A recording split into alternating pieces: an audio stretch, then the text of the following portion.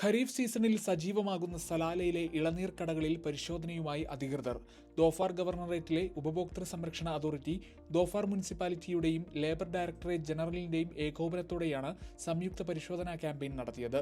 സുരക്ഷിതമായ ഉപഭോക്തൃ വിപണി ഉറപ്പാക്കുന്നതിനും മാനദണ്ഡങ്ങൾ പാലിക്കുന്നുണ്ടെന്ന് ഉറപ്പാക്കുന്നതിനുമുള്ള നിരന്തരമായ ശ്രമങ്ങളുടെ ഭാഗമായാണ് പരിശോധന. 56 സ്റ്റാളുകളിൽ പരിശോധന നടത്തുകയും നിരവധി ലംഘനങ്ങൾ കണ്ടെത്തുകയും ചെയ്തു. വാഴപ്പഴം പഴുക്കാൻ ഉപയോഗിച്ചതായി കരുതുന്ന നിരോധിത രാസവസ്തുക്കൾ അധികൃതർ പിടിച്ചെടുത്തു.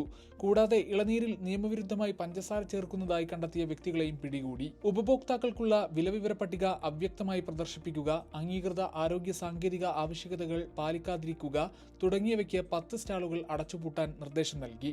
സുരക്ഷയും പൊതുശുചിത്വ മാനദണ്ഡങ്ങളും പാലിക്കാത്തതിനാൽ തേങ്ങ മുറിക്കുന്നതിന് ഉപയോഗിച്ചിരുന്ന 52 മരമേശകൾ നീക്കം ചെയ്തു. അവബോധം വളർത്തുക, അനുചിതമായ വാണിജ്യ രീതികൾ തടയുക, ഉപഭോക്താക്കളുടെ ആരോഗ്യവും സുരക്ഷയും ഉറപ്പാക്കുക എന്നിവ ലക്ഷ്യമിട്ടുള്ള നിയന്ത്രണ ശ്രമങ്ങളുടെ ഭാഗമായാണ് ഈ ക്യാമ്പയിനെന്ന് അതോറിറ്റി അറിയിച്ചു. എല്ലാ വിൽപ്പനക്കാരും അംഗീകൃത നിയമങ്ങളും ചട്ടങ്ങളും പാലിക്കണം.